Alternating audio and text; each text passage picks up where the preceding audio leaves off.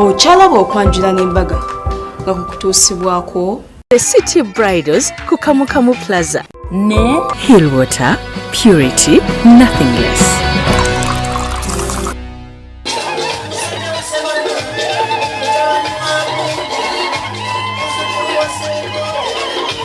Ebya Buganda byaleetebwa okulaga nti bayiseeyo emmengo era obusubi babulese nga bulange.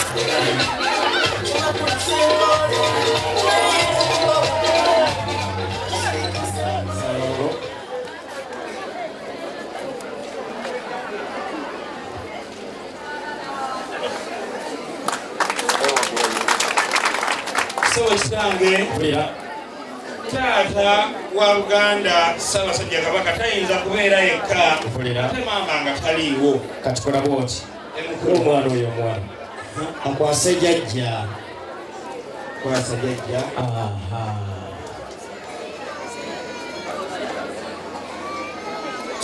Toyazeege Ssebo kitange era ekyamazima ddala embuga nammwe babamanyi. kwasa omulenzi oyo yaba nkwasa taata.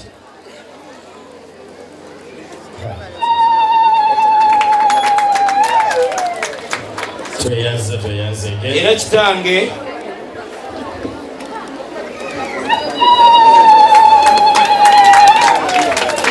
byebibyo ssebo mukulu byebibyo byebibyo era bikakasiza ddala nti embuga twakiise. Muwala waffe omulungi atuleetedde mwami. Muwala waffe bali kutuweesa kitiibwa. Saala ngwebala omukolo guno kubanga okakasizza nti ensonga eno nkulu nnyo mu maka gano. Njagala okwebaza omukulu azaaliddwa mu maka gano leero olw'okutuweesa ekitiibwa kubanga abamu tebaagala kujja akugamba tulindeko naye weebale nnyo. Baalabanga olugendo lwe mutandise. Saagala bagamba nti lwangu, saagala bagamba nti luzibu. Naye ntera nnyo okugamba abantu nti buli maka gabeera ne fomula yaago kubanga mumanyi engeri gye mwagala okutambuzaamu amaka gamu. Naye njagala basibira entanda ya bigambo bisatu. Mpuliziganya ekyo kikulu nnyo. Buli omu okussaamu munne ekitiibwa ekyo kikulu. Ekyokusatu obudde, mwewe obudde bwe munasobola okuzimba amaka gamu obulungi.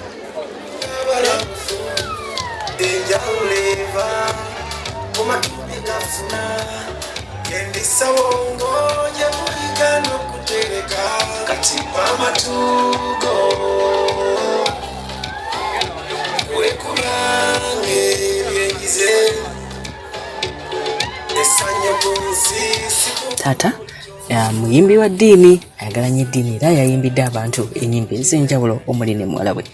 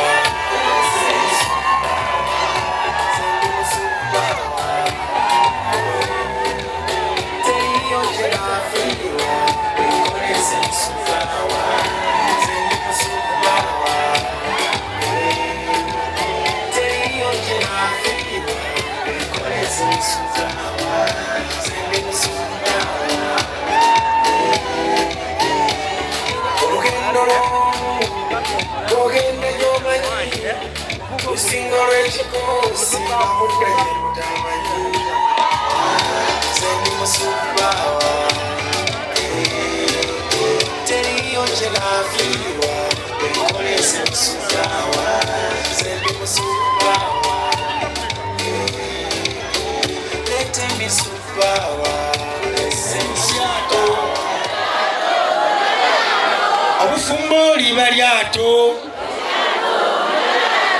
kikola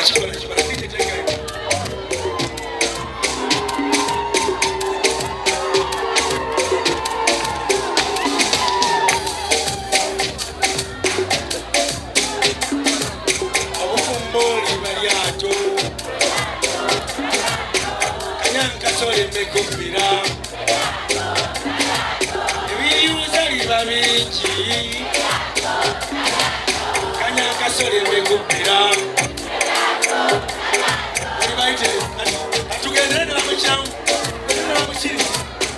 era n'agamba omwana w'obuwala kyamwagala okufa obufi bwatyo yakwata ensawo eyo n'agimuwa kubanga sinze nnyina okugimuwa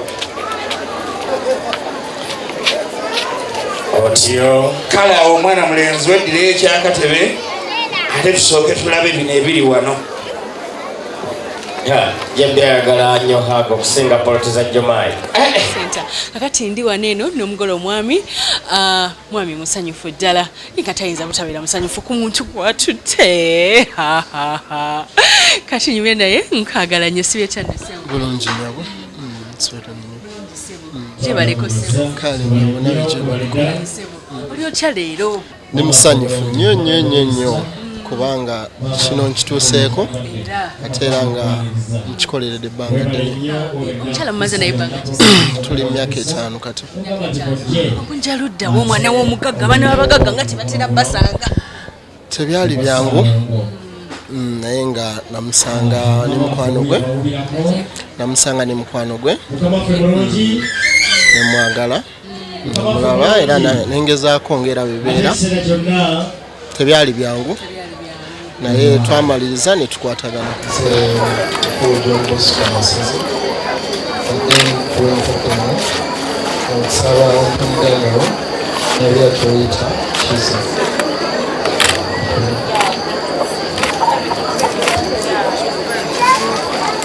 era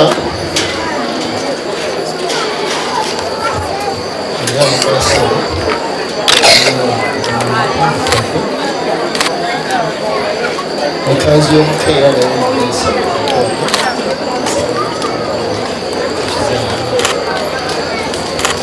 naawe omwana wawe oyita mu byangu ebbaso gye twalanga mu kkooti newolezeeyo ye neyanzanyusebo ebirawo byonna byetuwadde yenkoko gyonfadde kwasiza uganda wange banyinaze Ritah omukuume ali mu mbeera nnungi mutuukeyo mubufumbo obutukuvu era muzaale n'abalongo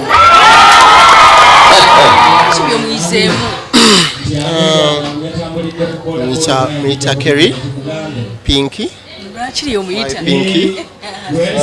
She's my everything, she's my happiness, everything. Anyway, I can't say anything, but she's my everything. I love her so much and I treasure her so much. She's very hardworking, God-fearing, loving, and so much caring.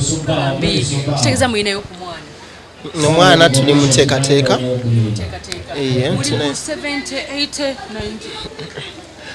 ekyo katukyesigalize tuli muteekateeka oyagala mugamba kitulula wali mu kamera bikula kati omutulako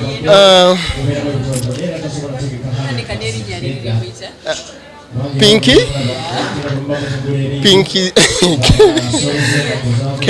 Kerry's Pinky. I love you so much, my dear. You're my everything. I'll be with you for the rest of my life, and I promise to love you for as long as I live. I love you so much. Kayimba mweza kayimba kashua alikukituufu Kelly mukwano, my Pinky olikushua. I like so much, yeah. Maddala omukulisa ayinza okudaalira munne nga afudde naawe ne weewuunya kati ng'omwana ono omulenzi ono akuba ebifaananyi kayafudde ng'ofaanana omugenzi abiriga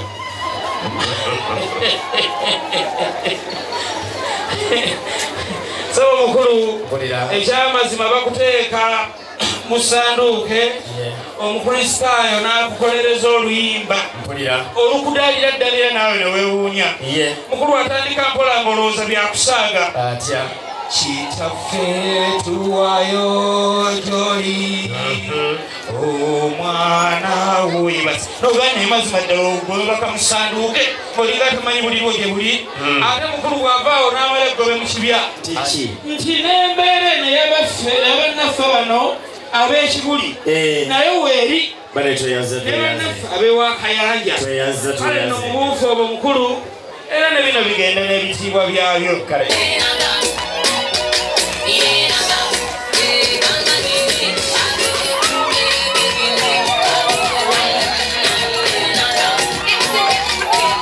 Lwengo gwokusatu yambadde dress. Wow, notunuulira Rita Kelly nga she's the Kelly Roland of Bosco. Ekitegeera era bambi ne basala cake.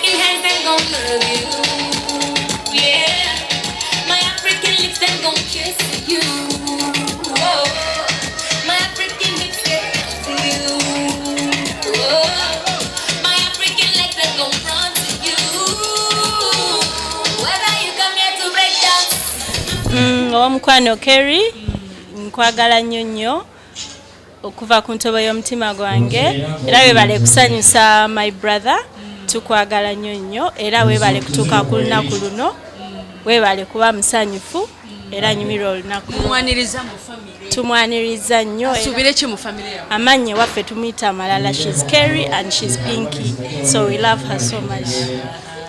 Congratulating our brother.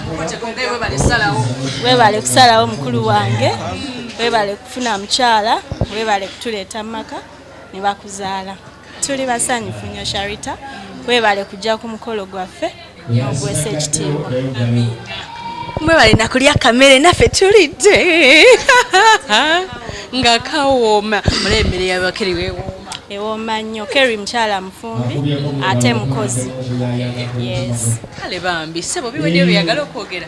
Ekyo omukyala wange mwagala nnyo. Ajedde ewaka. Tugenda naye kati. Yes. Ngenda nawe baby. Ate naki? Nalo. Nalo ajogedde mpola. Jigumize ate naki? Ate nalo. Saba ku Delta TV tukole tugenda kunoonya Pinky Kerry. Owakasasiro webale.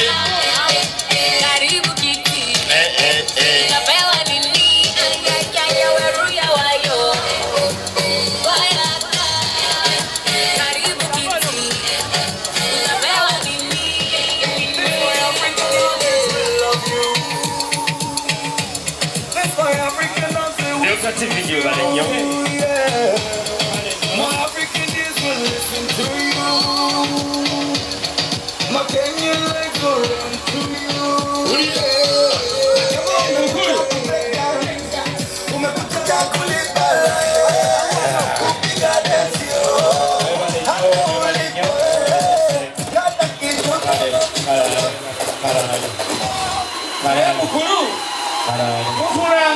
Ekyaki ono kasasiro yenna bwaki obwo bw'oba oli mufumbo tosembera we buli ojja kukulya engola ewaka. I don't come to ask for money. I don't come to ask for anything. I come to praise. I come to say thank you. Can you bless me? Do it for you. Yes, I do it for you. Oh, now,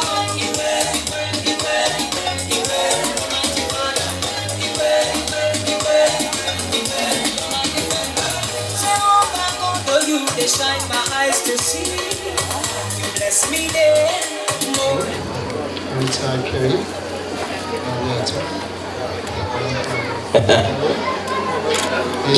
Jabbe tuyambe naffe tuwulireko. Bakwatidde omuswaki.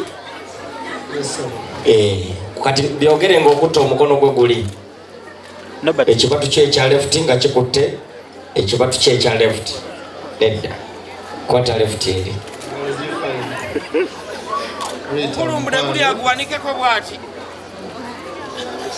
yawogenda mumaaso nabyato Ritah kiza mwana kwagala nnyo okunanika empeta eno okusibiddaawo okutuuka olunaku luli lwenaakomawo kiba kitegeeza nti nkugobyeko buli omu awadde akwesalimbizaako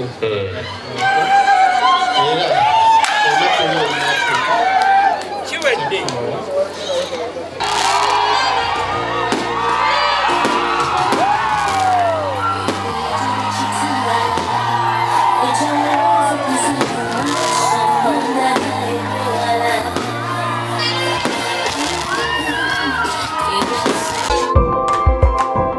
Okyalaba okwanjula n'embaga nga kukutuusibwako The City Bridals ku Kamukamu Plaza ne Hillwater Purity, nothing less.